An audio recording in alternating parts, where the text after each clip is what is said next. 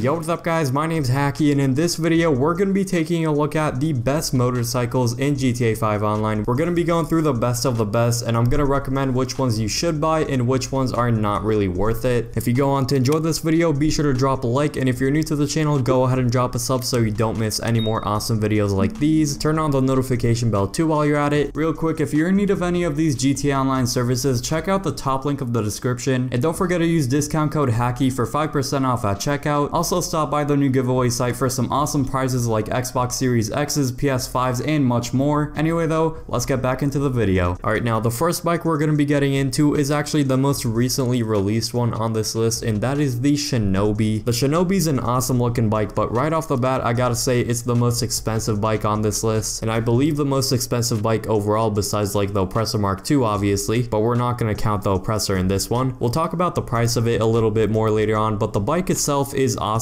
in basically every category. Let's first start off with a very important category, which is performance. Performance wise, it's very good. It's hard to say if it's the best or one of the best, just because there's several bikes and the differences between them are so slim it's hard to tell. It really depends on a lot of things, whether you're pulling a wheelie or not, whether you're going in a straight line or you're doing a race with a lot of turning. I think it's going to be up to the racer at the end of the day and how good they are in using the bike, and we'll see later on what bikes are competing with the Shinobi, and then you can choose which one you want to get, or just get all of them honestly. That's if you have the money, since it could get pretty pricey. Now the Shinobi is extremely fast when you do a wheelie with it in a straight line. It might be the #1 fastest bike in the game when doing a wheelie in a straight line, so definitely try to pull some wheelies to get some more speed, but you do have to be somewhat careful with it, because I found myself falling backwards a couple times because I pulled the wheelie a little bit too hard. So there's a little strategy to it, I guess. You have to get a bit used to the bike, so it's not like with the Baddie 801 where you could just pull back all the way and you don't actually fall off. Besides its great performance and the great looks it's also got some solid customization, specifically the liveries. It has 10 different liveries to choose from, and a lot of them are actually really sick. I mean, liveries on a bike alone is rare. You barely ever see that really, so that's a big plus with the Shinobi customization wise. It's also good to do tricks with if you want to go off a ramp and do a bunch of flips. It's really just a great overall bike besides the price of it, and if you don't really need to worry about money, you can find it at the Legendary Motorsport website for just under $2.5 million.